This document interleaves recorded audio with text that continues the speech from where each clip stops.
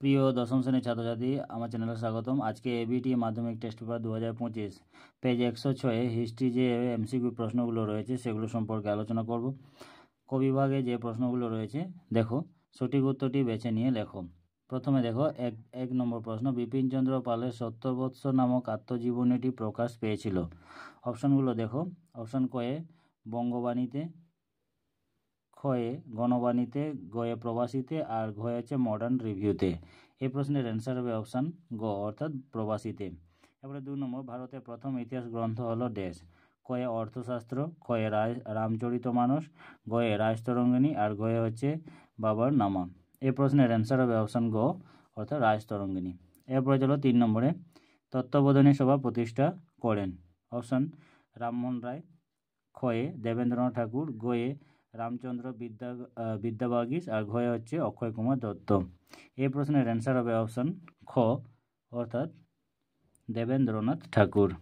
এরপর চলো নেক্সটে 4 নম্বর প্রশ্ন, ভারতে ব্রিটিশ সরকার 3 আইন পাস করে। অপশান কয়ে 1872 খ্রিস্টাব্দে, খয়ে 1873 খ্রিস্টাব্দে, গয়ে 1875 খ্রিস্টাব্দে, ঘয়ে হচ্ছে 1880 খ্রিস্টাব্দে। এই প্রশ্নের অ্যান্সার হবে অপশান ক অর্থাৎ 1872 খ্রিস্টাব্দে। এরপরে 5 নম্বর প্রশ্ন, পাগলপন্থী বিদ্রোহের অন্যতম নেতা ছিলেন। অপশান দেখো, কয়ে টিপু গাড়ো, খয়ে মুফতি আহমেদ, গয়ে আবু তরাব, আর ঘয়ে হচ্ছে তিতুমির। এই প্রশ্নের অ্যান্সার হবে অপশান ক অর্থাৎ টিপু গাড়ো। 6 নম্বর প্রশ্ন, রংপুর বিদ্রোহের নেতা ছিলেন। কয়ে শিবরাম, খয়ে নুরুল উদ্দিন, গয়ে ভবানী পাঠক, আর ঘয়ে হচ্ছে মজনু শাহ। এটার অ্যান্সার হবে অপশান খ অর্থাৎ নুরুল উদ্দিন। এরপরে 7 নম্বরে আত্মীয় সভা প্রতিষ্ঠা করেন। অপশান ক রামমোহন রায়, দ্বারকনাথ ঠাকুর, দেবেন্দ্রনাথ ঠাকুর, কেশবচন্দ্র সেন। এই প্রশ্নের অ্যান্সার হবে অপশান ক অর্থাৎ রামমোহন রায়। 8 নম্বর প্রশ্ন, হিন্দু মেলা প্রবর্তন করেন। অপশানগুলো দেখো, কয়ে রাজনারায়ণ বসু, খয়ে নবগোপাল মিত্র, গ অরবিন্দ ঘোষ, আর ঘয়ে হচ্ছে আনন্দমোহন বসু। এই প্রশ্নের অ্যান্সার হবে অপশান ক অর্থাৎ রাজনারায়ণ বসু।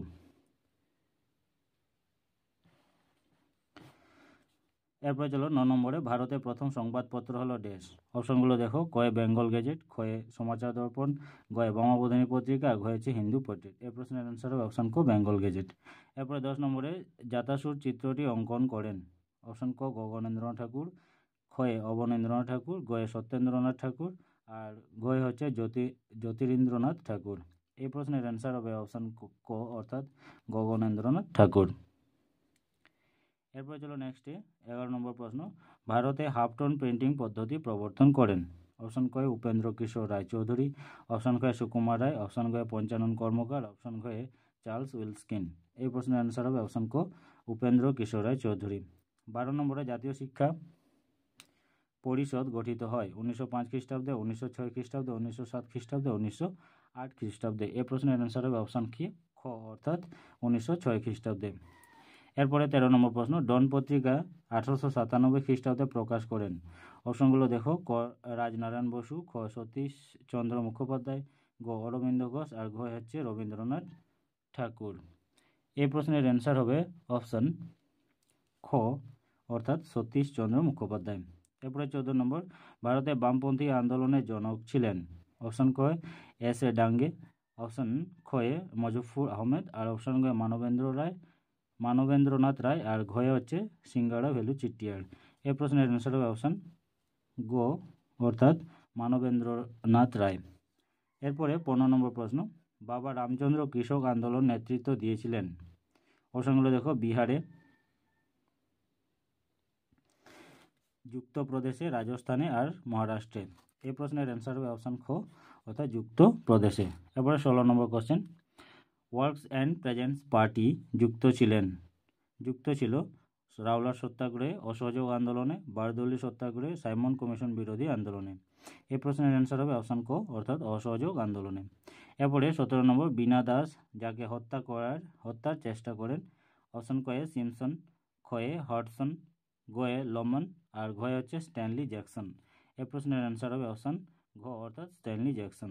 এরপরে 18 নম্বর প্রশ্ন, ভারতের বিপ্লববাদের জনক নামে পরিচিত ছিলেন। অপশান কয়ে বাসুদেব বলবন্ত ফাতকে, খয়ে ক্ষুদিরাম বসু, গয়ে সতীশচন্দ্র বসু, আর ঘয়ে হচ্ছে বারীন্দ্র কুমার ঘোষ। এই প্রশ্নের অ্যান্সার হবে অপশান ক অর্থাৎ বাসুদেব বলবন্ত ফাতকে। এরপরে 19 নম্বর প্রশ্ন, সত্যবোধক সমাজ প্রতিষ্ঠা করেন?